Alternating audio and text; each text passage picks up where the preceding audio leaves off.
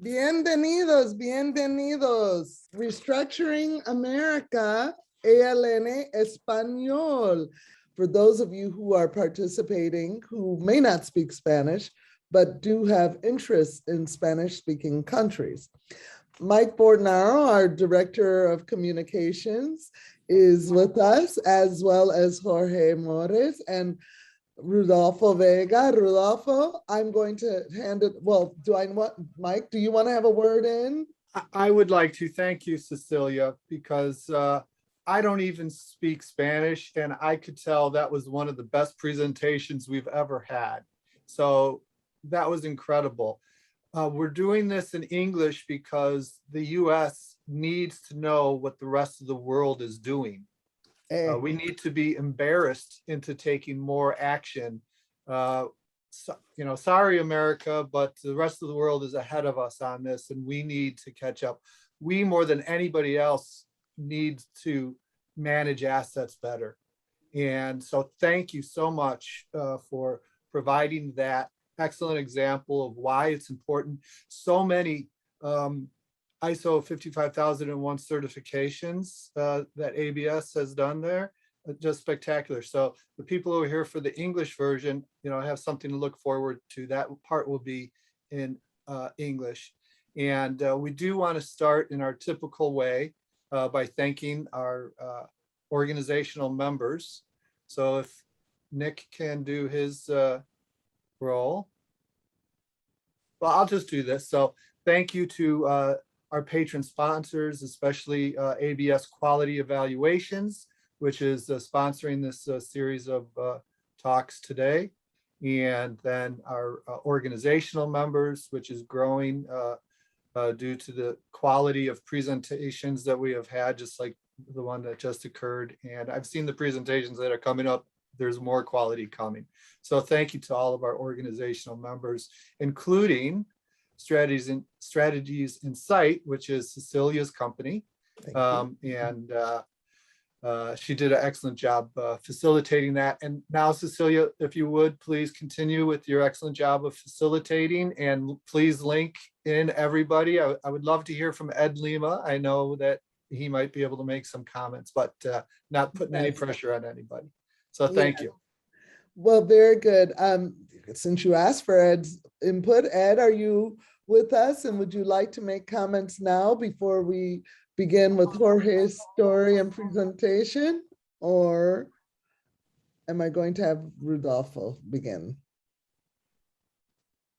Oh, Ed no quiere venir. He's not answering us. So let's go ahead. Rodolfo, were you going to go ahead with the introduction?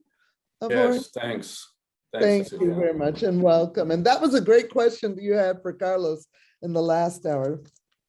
Yes, for sure. And thanks for the invitation to the Asset Leadership Network. Mike and all the staff, thank you very much. I will do a brief introduction of our company for all of you.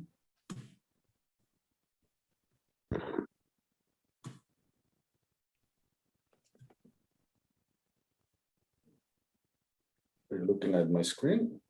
Yes. Okay, so I'm Rodolfo Vega.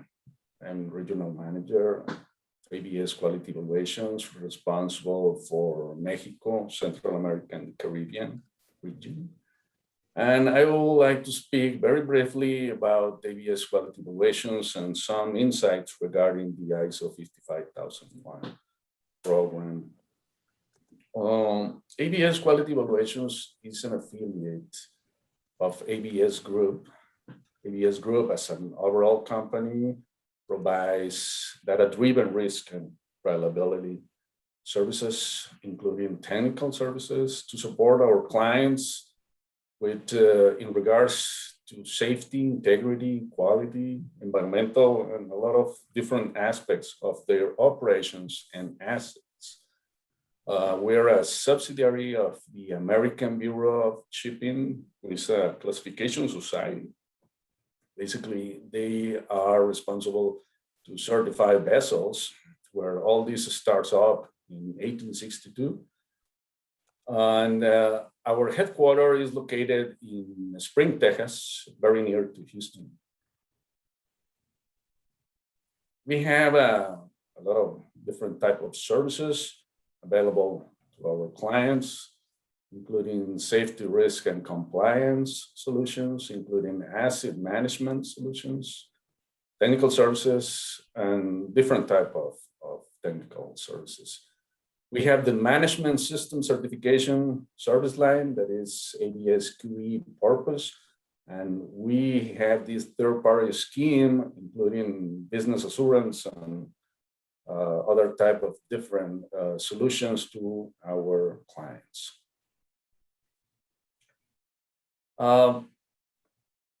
We work with different programs, all globally recognized.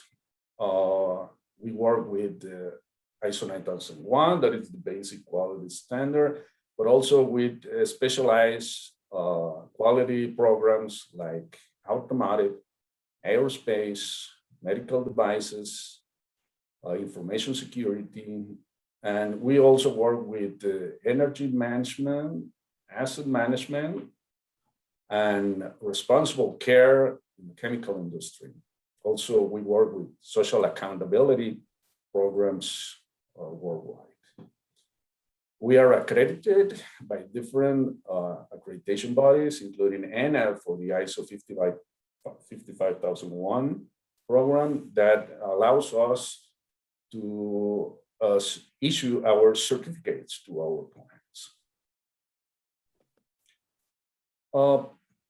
The certification process, what is ISO 55001?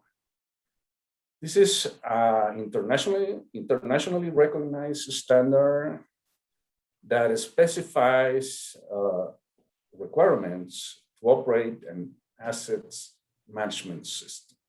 And what is an assets management system? Basically, it's a framework to deploy resources and management and operational controls to achieve some specific targets and overall expected performance. So that's the reason why we are working with this program. And there is a third-party scheme that ABS-QE is a certification body in charge of these assessments. So we can confirm to an impartial and objective approach if your company is operating the management system according to this specific standard requirements. So that's the reason why we are here in this program, trying to support our clients to achieve this continual improvement. This process, very briefly, includes an initial certification that is split into a stage audits. The first one is a readiness review audit, which includes a report with some areas of concern. And the stage 2 audit will be the overall management system review against all the standard requirements that will include nonconformities if we identify discrepancies regarding the standard requirements. The client will need to work out some corrective actions so we are able to complete the process and issue a certificate. The certificate is valid for a 3-year time frame that will need to have surveillance audits to confirm during these visits that the management system is operating according to requirements. After this 3-year time frame is closed, we will have a recertification audit so we can confirm that the full cycle fulfills with the program requirements, so we can issue a new certificate that will be valid for another 3-year time. I would like to speak very briefly about what clients ABS-QE is working on in Mexico, Central and South America region. We have a bigger list and other regions. And we will see that power generation companies have very an interest regarding this standard certification. We have several facilities of the AES multinational companies certified by ABSQE, different countries, including Brazil, including Mexico, including Dominican Republic, Puerto Rico, Panama. And we also have other type of companies that are related to facilities like Sociedad Enel Mejillones, that is a natural gas regasification facility in Chile, and other type of company like EDAN, that is a wastewater treatment facility that works through organic processes without any type of waste. Also have a bank in Brazil. The data center of this bank, servers, all that stuff, is operating according to the ISO 55001 standard requirements. In other regions, we have a drilling company. In the Middle East, we have the Atlanta Airlines terminal. We have Ritium, one specific unit, international maritime process, and Yamato, that is public water treatment facility in Japan. I think Japan has more than 45 facilities already certified in ISO 55001. And well, that is for me. I would like to introduce to you Jorge Mores. Jorge Mores is coming from AES South America. He's responsible as he is regional manager of standards and regulations, has a lot of experience regarding assets management, working in different countries, and he will help us to understand how AES South America has been working with ISO 55001 and some benefits inside regarding this process. Jorge, welcome. Okay, thank you, Rodolfo. Let me share the screen here. And that was great, Rodolfo, as he's sharing the screen. I really appreciate you raising the other regions because, as Mike said, this program is intended to inspire others to do what is being done globally, and that is using the framework provided by ISO 55000 as a asset management tool that can make a difference for your company, your communities, and everything else. So, bienvenido, welcome, Jorge, again. And thank you for sharing your presentation. Okay, thank you, Cecilia. Thank you. Thank you for inviting us to present our experiences in ISO 55001. For sure, I could speak better in Spanish than English, but I'll do my best in order to explain or to reflect what our experiences are in this field of the market. Well, as Rodolfo said, I'm Jorge Mores. I'm working in AES South America as norm and standard manager for Argentina, Brazil, Chile, and Colombia. The intention of this presentation is to talk about a little bit about AES as a company, the size of the cycle is the expected time that we will spend for each of these topics. Then I will talk about the timeline of an asset management system in the company, external requirements that we are facing in 3 of these countries that I talked before, how we think we have to think on the asset management system implementation path. We bring some benefits, success cases, and then the space for conclusion and Q&A. So about AES, it's an American company. We are in the electric market around the world. We have participation in 4 continents and 14 countries. Basically, the company has the headcount in Virginia, in Arlington. And I will talk and present the South America experiences that are about Colombia, Chile, Brazil, and Argentina.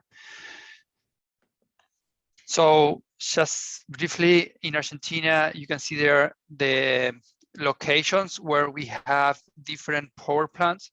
And let me check if I can present yeah. And then you can see, depending on the icon, you can see the technology that we have. We have thermal plant, we have hydro plant, and we have wind plant. So in Argentina, 4 gigawatts around. Then we have Brazil. Let me check if I can move it. Yep. Then we have Brazil. In Brazil, we have a lot of sites of hydro plants. We have wind and solar as well. And we have around 5 gigawatt capacity, installed capacity. Then we have AES Chile. In Chile, we have many sites as well. We have thermal plants in the north. We have solar and energy storage in the north as well. We have in the center, we have thermal and wind and solar and energy storage. And we are in the process of the commissioning on new wind projects in the south. And finally, in Colombia, we have one of the higher hydro plant that we have is in Chivor, Colombia, 1,000 megawatts, and we have solar as well with 80 megawatts, 1.1 gigawatts. So, starting with the asset management system implementation, the first thing that I want to talk about is the timeline of how we were working on the asset management system way, because we started in 2009 at the beginning with some maturity criteria templates that were built with the Institute of Asset Management. So we started in those days, but then on 2011 we started with the asset management framework that was like a connection of processes in which we used the criteria templates for each of them. And we started like a internal certification processes without external support. But then with after work in the process a couple of years, we defined to go ahead with some certification. And in HSEQ in Brazil, we got the first certification in PAS 55. So it was a great step in our company to see how the certification process could be and what the differences are between an internal process and an external certification. So we go ahead with the process. In 2013, the company defined 15 asset management standards that support and complement the framework. And then in 2015, we get the first certification in ISO 55001. It was in Brazil, in HSEQ, with ABS. I think that was the head of the arrow there, because after this specific point of certification, we went through the entire South America site and company to proceed with this specific strategy that was the certification instead of an internal process only. So 2015 was really a breaking point in the way of the asset management system in the company. 2019, we integrated the Brazilian business with the Argentina, Colombia, and Chile that were originally different regions, business regions. So we connect the region with Brazil, and we started a huge leveraging process to improve the entire asset management system around the region. So our plan is in 2024 have a complete certification and integrate multi-site process that, as you can see in the graph on the right top, we have 66% of our sites that are currently certified in the ISO 55001, and we are working on the rest that are 34%, considering the new business as well. So we have a long experiences since 2009, but we know that we have a long way to go ahead. the second point that I told you I want to talk about is the external asset management implementation requirements, because you could have the different strategies in the companies. You could have internal certification process as we had in the 2011.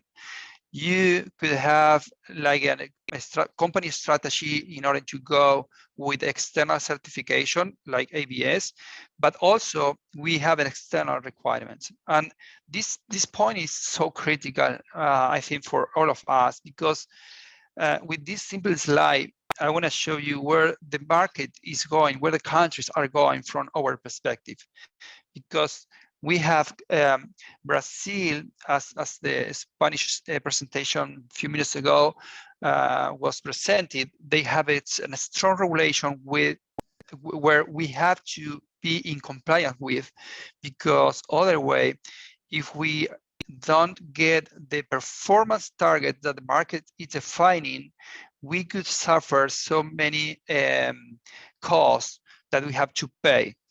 And these costs are 100% related with remuneration, with incomes to the company. So in Brazil, they have a strong references about what the performance business should be. Other way, if you are lower than that, we have long experiences to talk about that are part of the benefits at the end, you might pay, right? So it's a kind of asset management control or process. Then we have the regulations in Colombia. In Colombia is the CREG 015. What this regulation says is that any transmission company should implement the asset management system between 2019 and 2023. The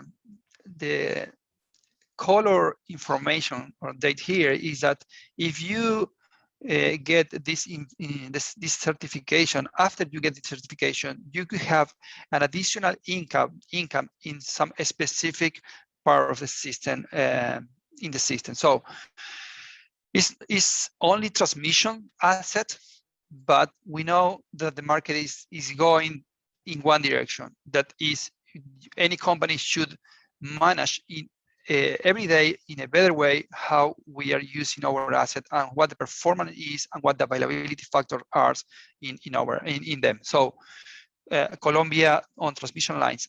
And then the last one implementation or regulatory that I want to talk about is in Chile. In Chile, we have the DS 109, that means Decreto Supremo. In this case, for Chile, we have the requirement to implement the asset management system in any type of asset related with energy. That's mean we have to have an asset management system for transmission, for distribution, for generation, for storage. So any type of the same segments in the energy market should have since 2020 to 2024 this certification process. When I said certification, in fact, is you have to implement the system with an external entity that should be certified or accredited to review your system. And the system should be 100% aligned with the ISO 55001. So the Chile example is the stronger one, where we can see where the market is going. We have not only in this case, we have not only the ISO requirements, but also the market administrator in Chile requires to have an additional variables that should be included into the system. So it's really interesting case where we can see in details what we have to do from now to the future with all of our assets. Very interesting that the external. So you're going to go more into the external? Because I do have a question. I don't, but I'm open to question if you. Okay, just more a comment in one sense, because the external implementation requirements, again, that's risk mitigation on the regulatory side, but this is for the purposes of the levels of service that you must provide, correct? Is that, when you say the performance measurements, I just want to say that the performance targets that we are talking about, and the, I'm not, yeah. The performance targets that we are talking about are performance targets that impact what level of service you provide to the ultimate end user, that the regulators are giving you those levels of performance that you must at least deliver those. And when you do not deliver those, that is when you end up with the fines that we talked about or issues that we talked about before. Yeah, so that's correct, Cecilia. Okay, and so these systems then are, the ones that if you do not have them, you will have issues and fines. But if you do have them, you will increase the level of service that you provide your communities. Yeah. Well, in Brazil, if you don't get the target, you will suffer some payment cost impact, right? Yes. You could say as a company, okay, I don't care about the requirements, and I could suffer as a company, but I think that nobody wants that, right? Right. In Chile, it's not an option. It's a mandatory requirement. It's a legal requirement. So we shall implement the system, and it's 100% tied with the ISO 55001. So it's not a space on the border to see to another way. It's a requirement. It's a law, and we have to implement it. So, and when I talk about performance, I'm not talking about the delivery of the energy, but also the availability of the asset and the cost of the asset. How many safety incidents we have with the asset. So it's a interesting way to think the ISO 55001, because they are considering specific requirements to be in agreement with. So it's not only the external entity review your process is okay according with what you wrote, but it's more than that. You must be in compliance with different targets on performance, safety, availability, and risk. So it's an entire process that we have to consider and work on. Excellent, excellent. Thank you for letting me ask that question, because I just wanted to clarify that those were not internal performance measurements, but as you say, basically holistic on what your organization's asset and operations are. It's a holistic management system that is going to take a look at both the delivery, the availability of that asset, the cost of the asset, because the cost impacts tariffs, and then the safety and incidents, because that's a quality issue. So yeah. Later, I have another question for you. Sigue. Okay, no, I will spend 1 minute more in this topic, because it's a critical one for any US people that could see this presentation, because when we thought the certification process as a way, we didn't see where the market was going with this kind of requirements. So now, after the Decreto Supremo was delivered, we saw the requirements, and we were ahead, so many ahead than many companies in Chile, because we were working on the asset management system since 2009 and with another certification. So we have 34 companies certified, but we know that we have another ones to work on it. But these specific requirements mean that you have to see your system, include additional requirements, include new process, new measurements, new controls, and go ahead. But if you start 5 steps behind is much work for sure. Okay. Absolutely, because think about it. You started in 2009 with this process, and we're talking, they did the Decreto Supremo in 2020. And if you had just started in 2020, the time and the money and investment that you would have to be making now at an accelerated pace. Correct. Which would not give you the cultural change that you probably have already achieved. A ver, sigue. Correct. Okay, thank you. Now, I want to make a stop here with an open mind question, because we know that we have different person in the audit, in the audience, sorry.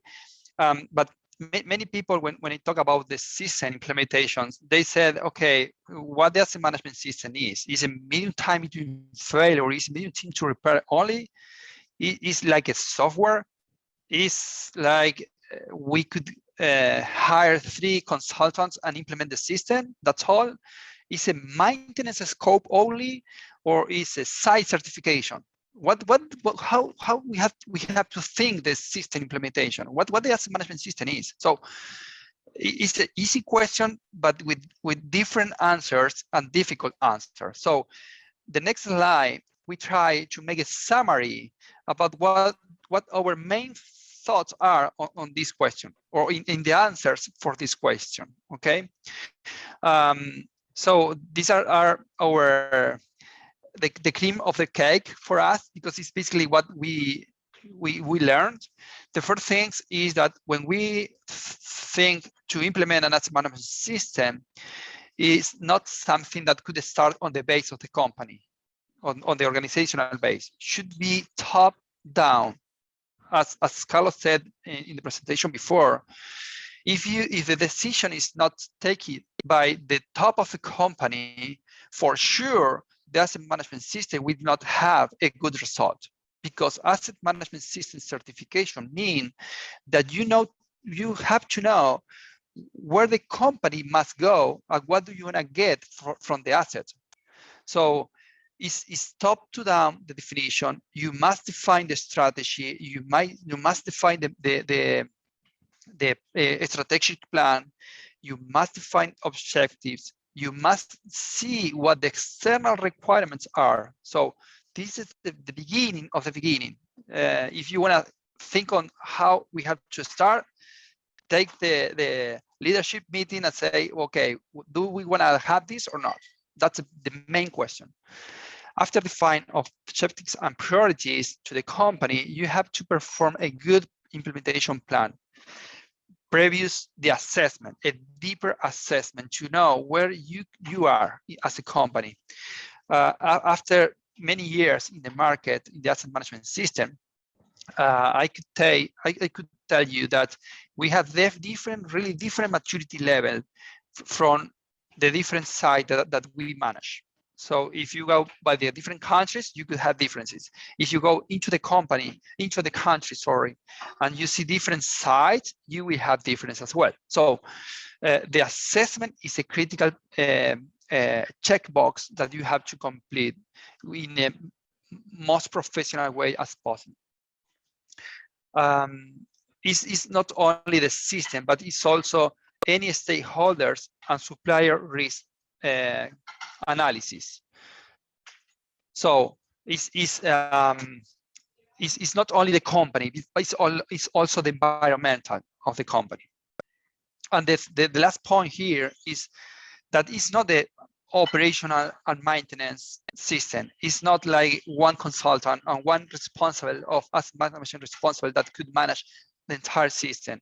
It's not one area. It's not something like that. It's a transversal system.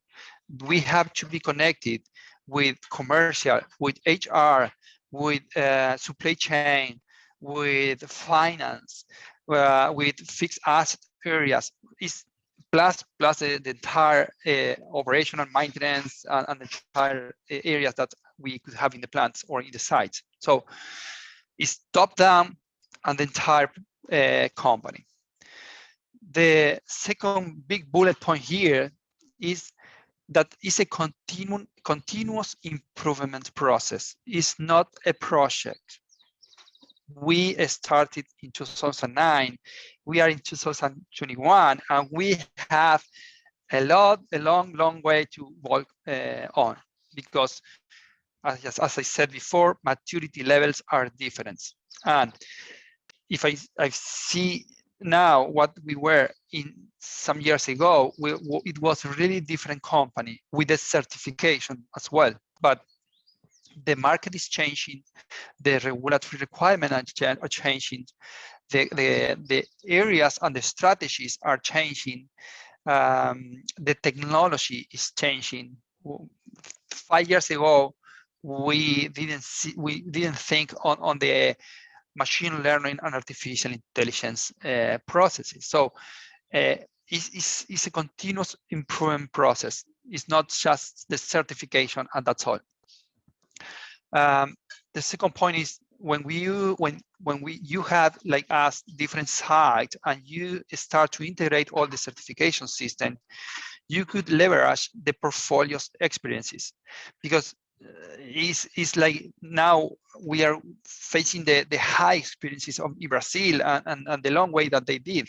So we are using their experiences to improve, to leverage the culture and the processes in the rest of the strategic business unit in the South America. And again, from the rest of the country to Brazil as well, right? So it's a good point to consider, to be considered. It's a risk versus cost perspective. I will talk about a little bit more about this point in the next slide, because it's a mindset change. It's a change that the quality norms, the asset management system norms, any norms are going to the risk analysis and the risk management. But in the asset management, it's really critical to risk. You know, to know where the most risks are and what do you have to think, what do you have to do, okay? And then the asset criticality and risk mapping is critical. I want to show more slide later. Some key lesson learned. Financial and technical words should be connected. When we think on the asset management, the common sense is, okay, the pump, the motors, the turbine, the generator, but you never think on the commercial, or you never think on the asset value that the fixed asset area or the finance area are managing. So with this process, to get the certification, you must have the connection between the both words, right? That the history talk that are different, that they don't talk the same language. Well, we have to connect the both words in order to get the results. Process standardization versus digital tools. What is the first? The process or the tool?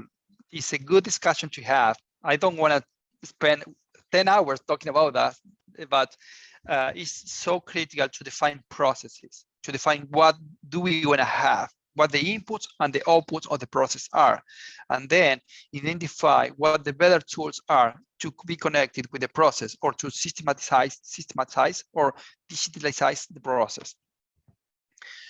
Organizational structure improvement. We must broke and build the organizational structure. We have on the mind different cells or blocks, like okay, this is a site, this is the power plant in São Paulo, in San Nicolas. Okay, this is a only business, it's a separate business that should be managed. And then we have several other businesses. It's not like that, no more than that. We have baseline structure, but we have a new organizational structure that see the company and the site in a transversal way. I'm responsible for any asset management system around the SBU, around the South America. So the maintenance manager is not the manager for one site, is a manager for several sites, the same for operation. We need a standardized process. We need to leverage the company and the experiences and the knowledge that we could have with the best people managing different sites. So it was a good change in the company.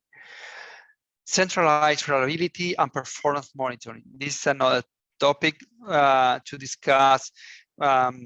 So many people think that the reliability is to think on the Gauss bell, where you can see the statistic analysis only. Well, the reliability for us is that, but it's much more than that. It's how we connect the analysis, the risk analysis, the asset health condition, the performance of the asset in a daily basis. It's not only the statistic analysis along the way for several years or after several years to see all the data. We don't have time to wait up to 3 years of data in order to improve the strategies. So the reliability process, the centralized reliability process and performance should have good experts, the better ones, where you can see day by day, what the critical asset health are and attack them. And then CapEx and OpEx portfolio improvement. That's another lesson learned in our company. We learn and have a good maturity level now if we compare with 5 years ago. Now we could say that it's really an investment analysis. We have to review the portfolio proposal, and we are part of the definition as performance and asset management area. We are part of the definition about where we have to invest, where we have to spend the money in investment or in cost. So I think this is more of our experiences here. This is only a map. Here we can see different processes in the different boxes, but the good point here is that we have ISO 14001, ISO 55001, 20001, 9001, 45001. How we think the company with many certification and many processes. So the message here is just the processes are them. How do you check the processes with different ICs to check from the parameters or the concept of each of these norms is another history, but the processes are one, the systems are one, and the company is one. You should not have processes for each certification. Okay, this is the message here. Oh, can you speak a little more about this, Jorge? I go back to that slide. It's excellent. Okay. It's excellent Okay. Because one of the things that we often come up with is we are advocates of ISO 55000, but we always say that that certification goes hand in hand with many other ISO standards. And this slide is so perfect. I'd love if you could also speak about, you have transversal areas and stakeholders they're inputting into this, and market community and others. If you can speak a little bit about that. Yeah, for sure. 26,000, ISO 26,000 as one of your other integrations, but this slide tells it all. Okay. Let me start here. Let me start here on the top. For any system, we are a company. We have the processes and we are a company. We need to get benefits. We have to have results. Whatever the processes are, we have to get the business strategy, the priorities, the objectives, and the plans. So top down are the most important. First, as I said at the beginning, what the safety, finance, green portfolio growth, what the new business model, what the technology, and what the client focus priorities are. Okay, these are the inputs for any process, for any target in the company. Then you have 4 boxes in the corner that represent the process that could be represented only for one norms, like environmental aspect management is only for ISO 14001. Then we have in the left top the processes for ISO 55001, and on the same for 45 and 20, but in the center, we have all the processes that are common for any of these norms. So the policy, the company policy is the same, should be the same for any system. And that's our point of view, okay? That I'm not saying that you have to do that, but in our experience, this is the best way to think the process or the systems, okay? Policies, awareness and competence, asset management system review, stakeholders, objectives, document, investment, RCA, legal requirements, audits, management of change. All these boxes that are in the center should be considered for each of the norms, okay? So we have in South America sites that have all these certifications, and we have other ones that have only 3 or 2. But the question and the difficult conflict that many times we receive from the clients or from the site is how we can implement another system. And I say it's not another system, man. It's the same. It's a company. Here's the map. Okay, that's the message that I want to share with the audience. That's excellent. Thank you so much, because Mike Bordenaro always says that companies are already doing some of these things. This is just a framework to make it clear. And what you said that is so important, mindset change. It's awareness, Correct. Awareness and competence. Gracias. Sigue, por favor. Okay. Performance and asset management system, how we can connect the asset management system with all the sites. I select only 5 here because it is 5 that are under our area, but we have the performance monitoring and analytics center that is responsible for the performance and reliability process and machine learning and artificial intelligence for the entire region. It's a centralized area. Work management, how many people know that we have planner or planning process by site? We broke the concept. We have a responsible manager for the entire work management process in the entire region, and we are managing with the corporate guidelines, with the standardized process in the region, and we know that then we have different site planners that are responsible for the planning execution. But the work management process should be only one as a company. Continuous improvement. We have ICE Performance Excellence Program, the continuous improvement program, and we have innovation. We have engineering and technical services. Now, this specific area in the is really critical, because we are changing the how can I say, the matrix of the technologies. We have thermal plant, we have coal plant, we have natural gas plant, we have wind, solar.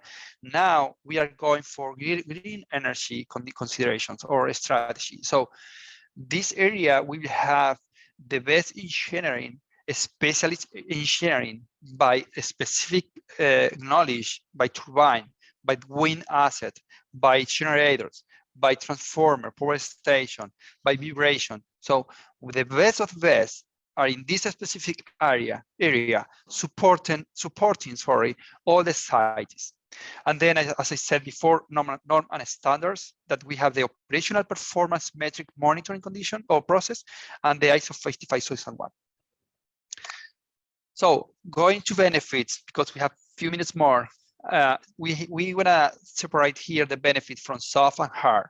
In soft, finance planning efficiencies. I talk about CapEx and OpEx. Operational and maintenance processes integration. I talk about the different words of finance and technical.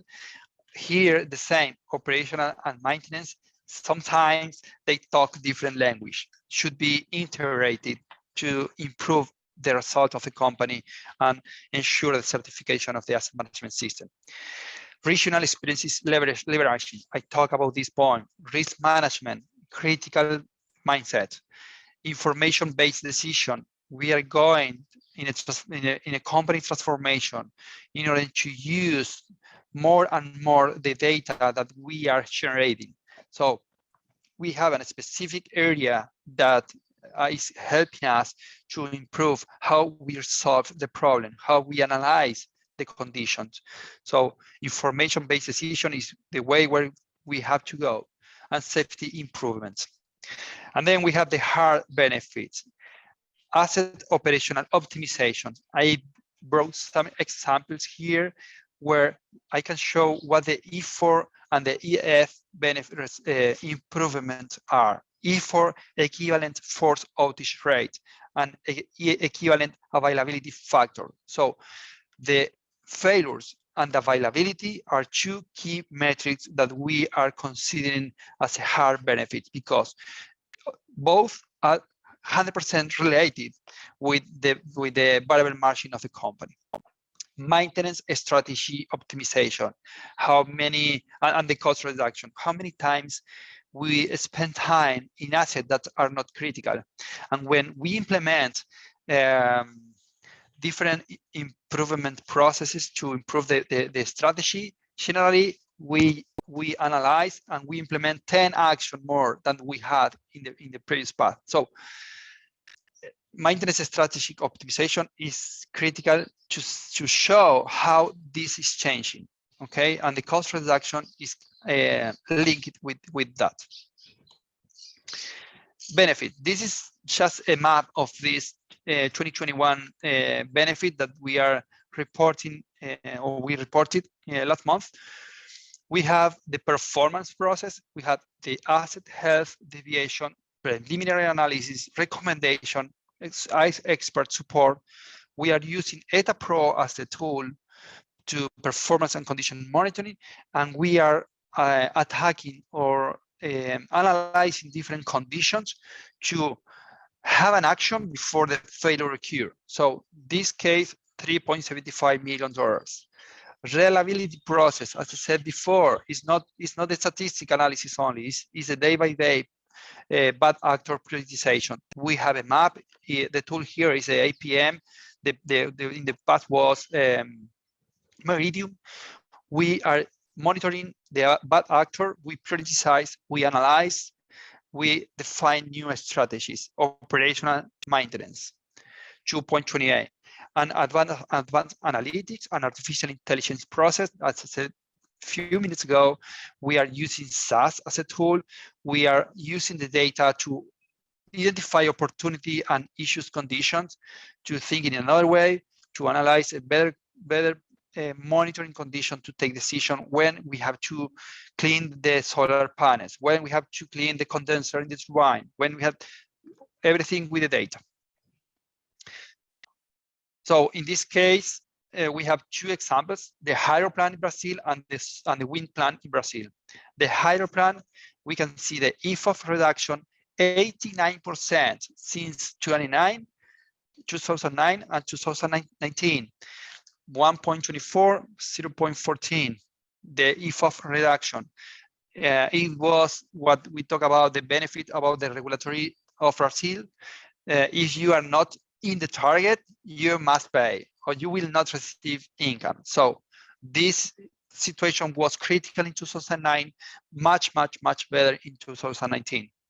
The same for OPEX reduction. In this case, we have the reduction from 2015 to 2018. This the CAPEX, the capital expenditure process implemented now with a good tool that we are analyzing where we have to invest and use the money. So the last one for wind, availability factor increased 7% from 17 to 21 in Alto Sertão, one of our main wind assets or sites, from 90 to 97%, and the E4 reduction as well from 7.4 to 2.1. It's a huge benefit to the company to reduce the amount of failure, because it's not only the availability factor, but also the maintenance cost, the repair cost, the people, many costs are involved on the force outage factor metrics. Okay. Those are really very significant reductions. Those are pretty amazing that you were able to achieve that. And it shows what having a mindset change, a focus that is a framework that is communicated to everybody can make a difference. That's significant in dollars. Yes, yes, they are. Truly. Sigue. Yeah, Perdón. yes, they are. No, it's okay. Yes, they are, because we are facing now some potential issues in some companies that we are starting to operate, that we are commissioning in the commissioning process or in the takeover process, and we are facing the same example that I'm showing here. How many companies doesn't consider this kind of metrics, or how many companies doesn't consider the strategy to improve this, because it's really critical to us, right? Absolutely. And as you're doing acquisitions, as you just mentioned, that's going to be critical in terms of the price that you'll pay for that company and the term of transition and so forth. Sigue con sus conclusiones, perdón. Okay, yeah. No, thank you, Cecilia. Just for conclusions, I want to make a summary of the 6 most critical bullet point here that I want to give you as a final message. Top-down guidelines, top-down definitions. It's not like a operational maintenance system implementation. It's a company. It's a top definition. It's a top strategy. It's a top guidelines. Top-down. It's not an area. It's the entire company responsible for the asset management system implementation. If we want to get the certification, we must be connected with finance, with HR, with commercial, with fixed asset, and operational and maintenance. They have to talk. It's an entire business certification. It's not an area. Asset assessment, considering the maturity level, are critical to define the system implementation plan. Different assessment or different maturity level, different condition, different culture. We could find different things and conditions in different sites. So we have to analyze the site conditions, see what the better references are in the business, and try to leverage this and make a plan to leverage and get everyone standardized. But different people, different culture, different status mean different plans. So it's not a formula. It's not like a 10 item list that you must implement, and with that you could certificate. For sure, it's not that, okay? The action plan and performance monitoring metrics. We have the metrics or the performance that we have to check according with the plan. Then we have to check and to monitor the metrics of the system, and then any company or business or market metrics that we have to analyze and monitoring. So it's critical to have a good action plan and to perform the monitoring of the plan and the metrics. Certification is a great milestone. It's a great one. It's glad for everyone, but it's just the start line. It's not the end. We know that we have many certifications in South America, and we know and we are conscious that we have a long way to go, okay? And tools and processes should be integrated. It's a discussion, which is the first one. Doesn't matter, define the process, define what do you want to have, as a company, what the inputs and the outputs should be, and then we could select the tools. Many times tools have the answers about the input and the outputs, but you must think first on the process. That's my our point of view. So with these conclusions, I want to say thank you again. Thank you, Cecilia. Thank you, everyone, for inviting us to present our experiences. Open to question. Maybe I will not have all the answers, but I promise to give you what I know or give you later them. Well, I have to say thank you, Jorge. You did a great job following Carlos's phenomenal job. You did just as well. I think, you know, both in Spanish, ALN Español, we gave you guys a great example. And now in ALN Español English, we gave you an even more interesting example because it's showing you a country-wide or a region-wide evolution that is looking at ISO standards and looking at ISO 55000. And one of the, you know, I just want to, before I open it up for questions, I want to thank both of our speakers as well as ABS Quality Evaluations, because the concepts of what you do as certifiers really makes a difference for the companies that are putting out all of this effort and investment in changing their cultures, because this is what we are really talking about, a change of culture, a change of mindset to look at a perspective of what is the organization's business and the organization's goal and mission, and what are the assets or items of value that allow it to achieve that mission, and how are we going to bring things and put a framework to make that difference. And I love what you said, Jorge, that this is not a project. It's not just the certification. It's a continuous improvement journey.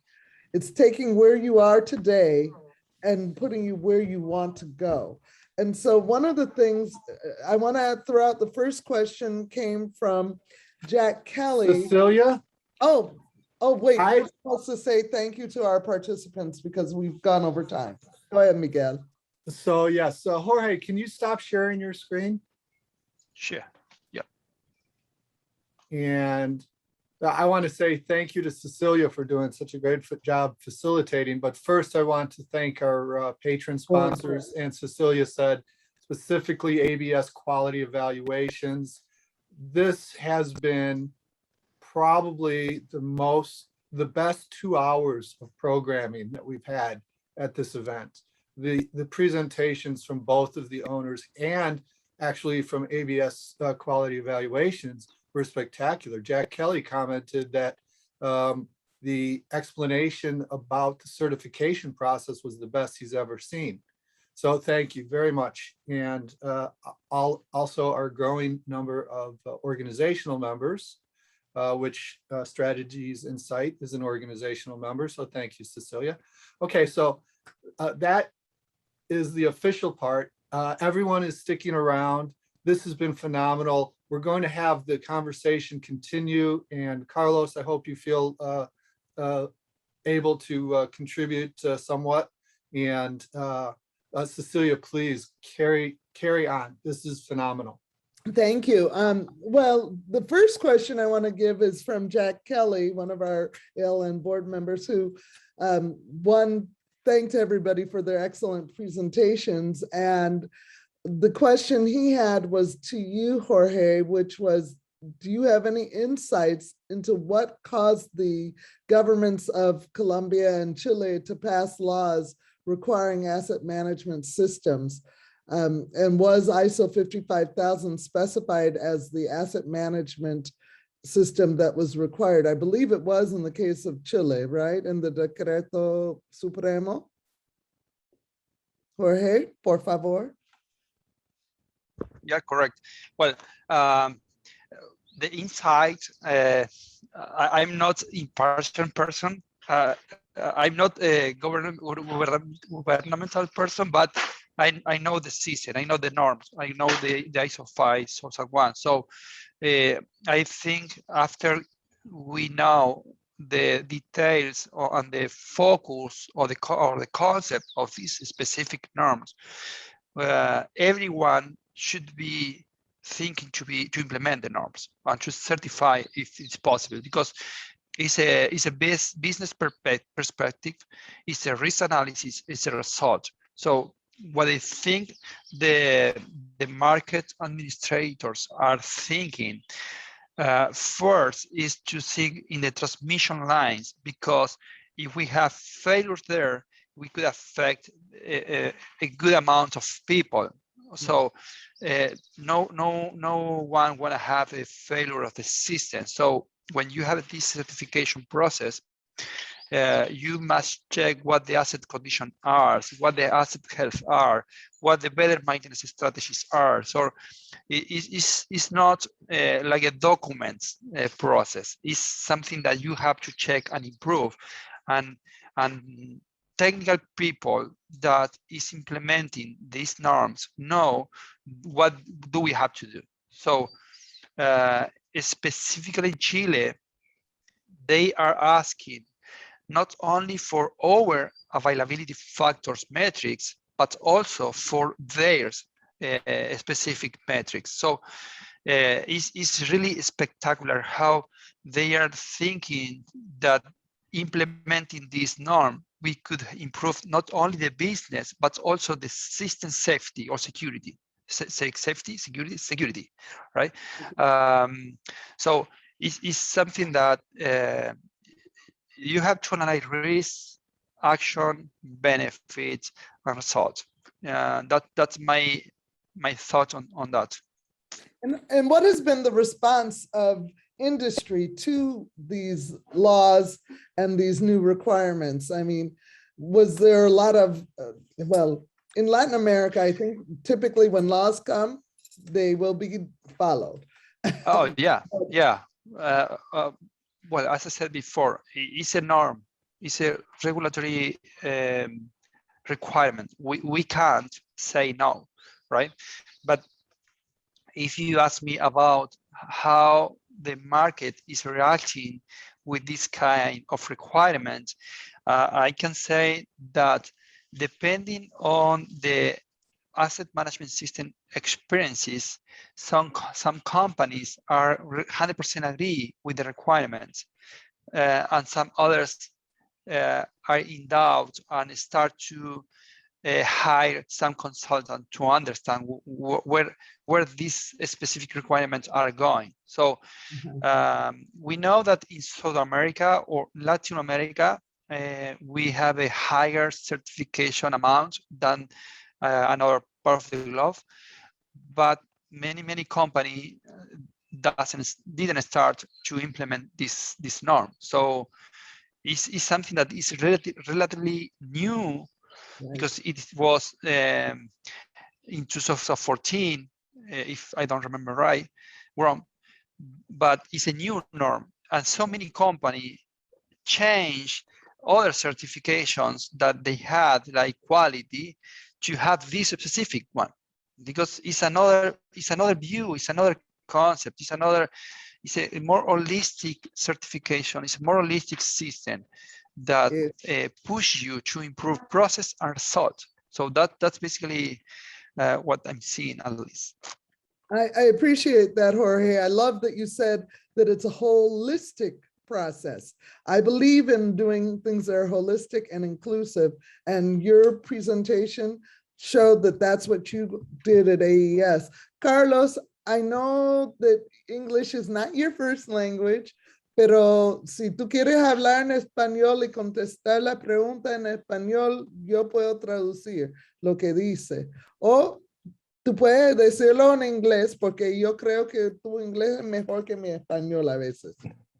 No es mejor el español. Ok. Por favor. Sí, pues entonces, para ti, ¿sabes algo de lo que pasó en Brasil con la legislación o que había pasado? informaciones que ustedes se enteraron de ello?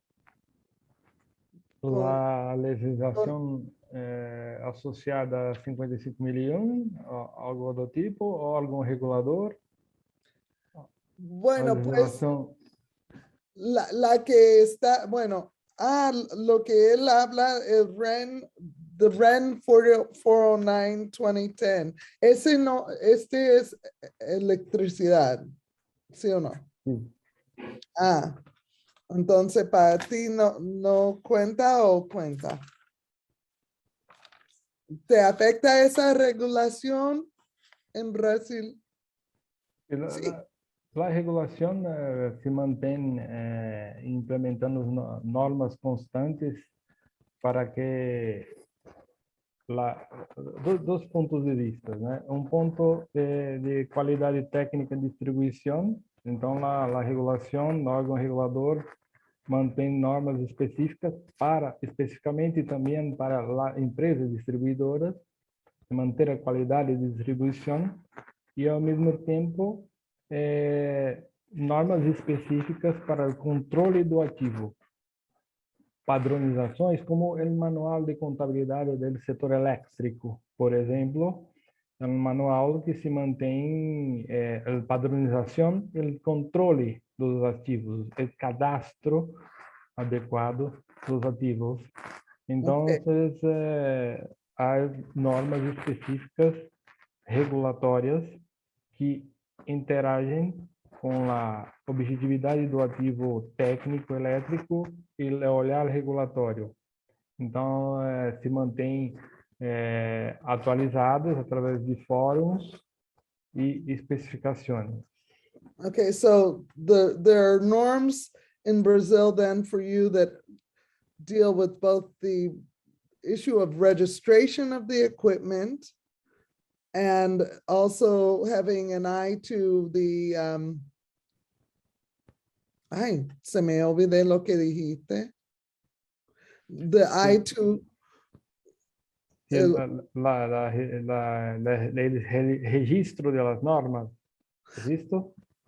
the registry of the rules and norms for both the equipment, the type of equipment, the level of the equipment. Oh, and also what you were talking about was the distributions, the distributors rather. Yeah. So there's the quality aspects of the distributors and what they will be doing. So you have a set of rules and regulations that you have to deal with on both fronts, equipment and distributors. And so that's something that you now have to manage. And yours, I believe, was also because yours is that flows into the composition of the tariff rates, correct? So all of that is important. If you don't get it right, you don't get income because you don't get the right tariff rates.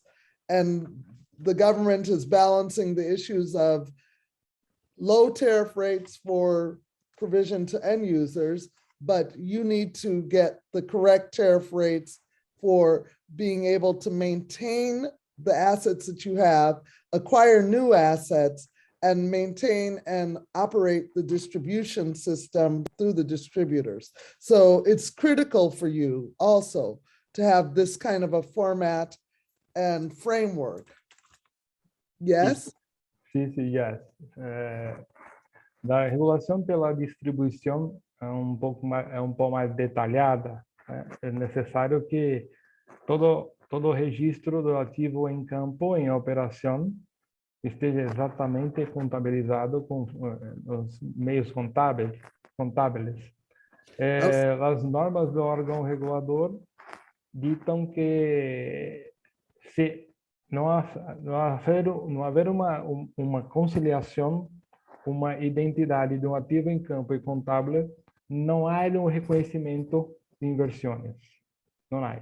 Se solamente tiver um controle, um registro contábil, e não enxergar, não mirar a campo onde está esse ativo corretamente, não há reconhecimento. Essa é uma regulação muito forte.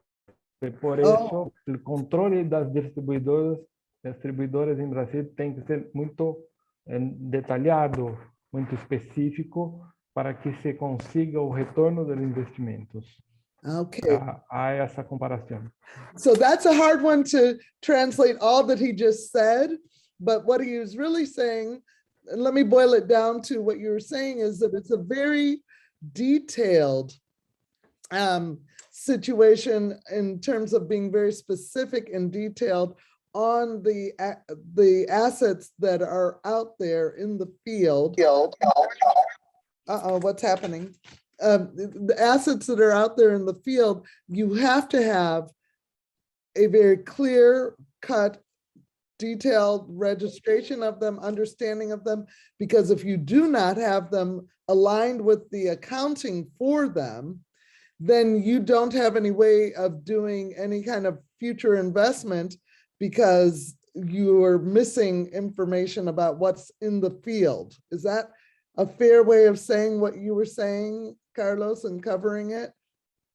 Okay. That. No. Or anybody else can pick up on something I might have missed of what he was saying, but to encapsulate that this really makes a difference for both Enel as a company, as well as the country and the regulators in terms of what they can assure, and your system of working with the distributors and the like.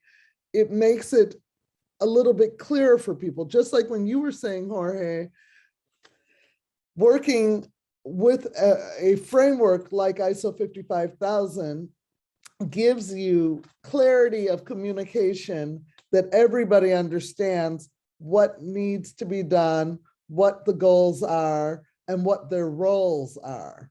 And this is what we're really talking about, because at the end of the day, we need to know what we have in stock in terms of our assets, what they are, and how we can use them, how they're going to be available, how long they're going to be available, what problems and risks do we have to mitigate, and who they're being used for and by.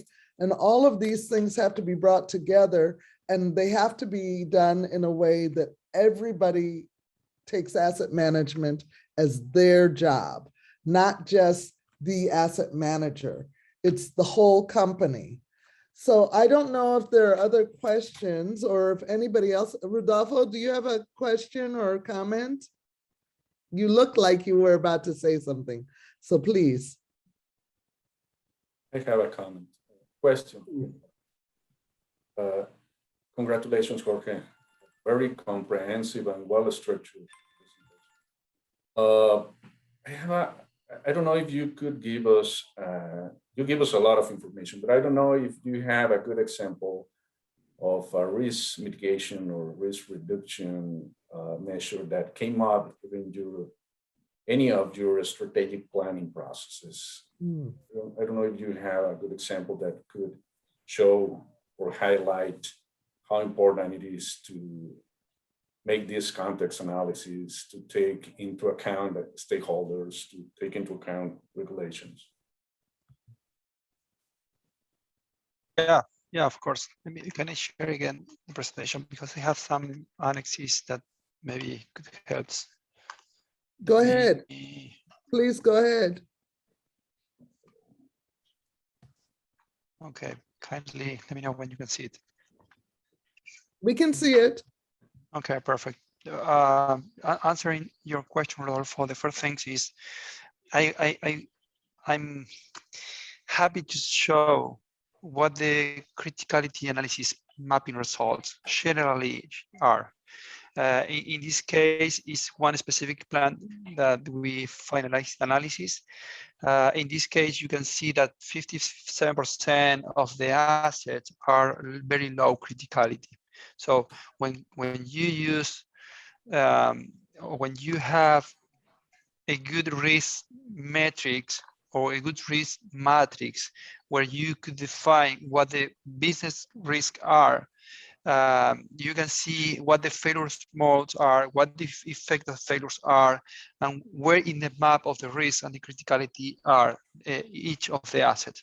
So this kind of analysis gave you the result of that only 3% of the assets are really very high. Okay, so the very high assets mean that you have to have a maintenance and operational strategy differential. That means that you have to put all the attention there. You have to have the critical spare parts. You have to have a good operational process there. So it's just a picture about one criticality and risk analysis result, but I think that it's a good point to start the explanation.